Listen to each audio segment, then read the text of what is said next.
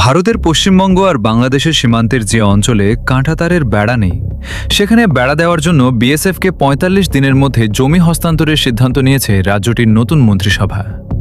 শপথ নেওয়ার পরে সোমবারই বসেছিল নতুন মুখ্যমন্ত্রী শুভেন্দু অধিকারীর সভাপতিত্বে মন্ত্রিসভার প্রথম বৈঠক। সেখানে সিদ্ধান্ত নেওয়া হয়েছে যে পশ্চিমবঙ্গে ভারত আর বাংলাদেশের মধ্যে থাকা আন্তর্জাতিক সীমান্তের যেসব অংশে এখনও কাঁটাতারের বেড়া নেই, সেই বেড়া দেওয়ার জন্য বিএসএফের কাছে প্রয়োজনীয় জমি হস্তান্তর করে দেওয়া হবে ৪৫ দিনের মধ্যে। মন্ত্রিসভার বৈঠক শেষে মুখ্যমন্ত্রী অধিকারী বলেন, আমাদের দেশের সুরক্ষার প্রশ্ন, পশ্চিমবঙ্গের সুরক্ষার প্রশ্ন এবং যেভাবে জনবিন্যাস বদলে গেছে, আজ প্রথম দিনেই আমরা কেন্দ্রীয় স্বরাষ্ট্র দফতর ও বিএসএফকে সীমান্ত সুরক্ষিত করার জন্য জমি ট্রান্সফার প্রক্রিয়ার অনুমোদন দিলাম। ভূমি ও রাজস্ব সচিব এবং মুখ্য সচিবকে দায়িত্ব দেওয়া হলো। ৪৫ দিনের মধ্যে হস্তান্তর প্রক্রিয়া সম্পূর্ণ করতে হবে।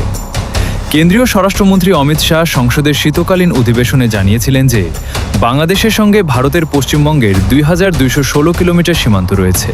তিনি জানান, এর মধ্যে ১,৬৫৩ কিলোমিটার সীমান্ত কাঁটাতার দেওয়া সম্পূর্ণ হয়েছে।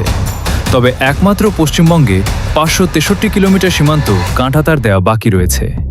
মুখ্যমন্ত্রী বলেছেন, এটা না করা গেলে পশ্চিমবঙ্গের জনসংখ্যা পরিবর্তন ও সুরক্ষা প্রভাবিত হওয়ার আশঙ্কা রয়েছে। ওই ভাষণে স্বরাষ্ট্রমন্ত্রী অভিযোগ করেছিলেন, তৃণমূল কংগ্রেস সরকার অনুপ্রবেশকারীদের সুরক্ষা দেওয়ার কাজ করছে।